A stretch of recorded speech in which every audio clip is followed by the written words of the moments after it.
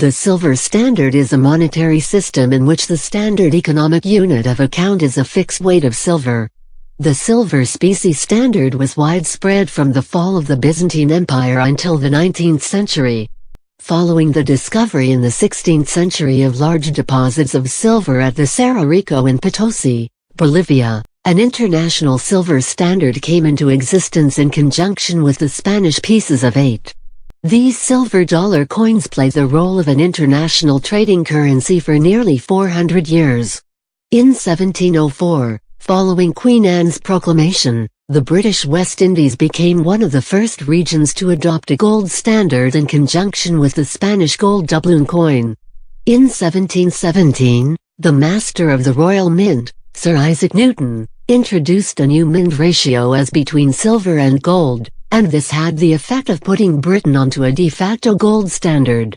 Following the Napoleonic Wars, the United Kingdom introduced the gold sovereign coin and formally adopted a gold standard in 1821. At the same time, revolutions in Latin America interrupted the supply of silver dollars, pieces of 8, that were being produced at the mints in Potosi, Mexico, and Lima, Peru.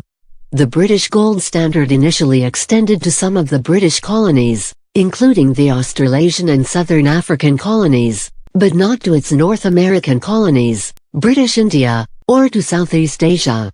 The province of Canada adopted a gold standard in 1853, as did Newfoundland in 1865. In 1873, Imperial Germany changed over to the gold standard in conjunction with the new gold mark coin.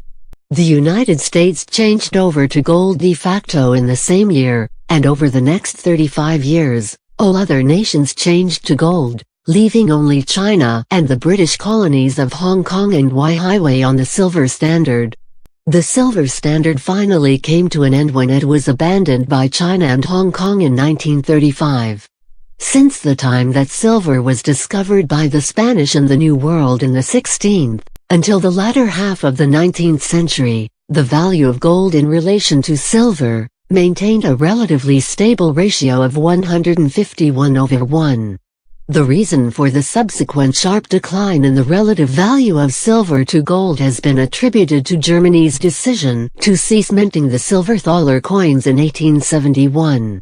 On the 23rd of November 1871, following the defeat of France in the Franco-Prussian War, Bismarck exacted $1 billion in gold indemnity, and then proceeded to move Germany towards a new gold standard which came about on the 9th of July 1873 with the introduction of the gold mark.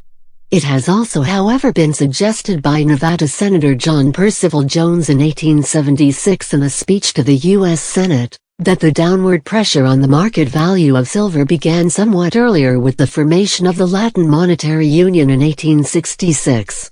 Jones argues that the Latin Monetary Union involved the partial demonetization of silver.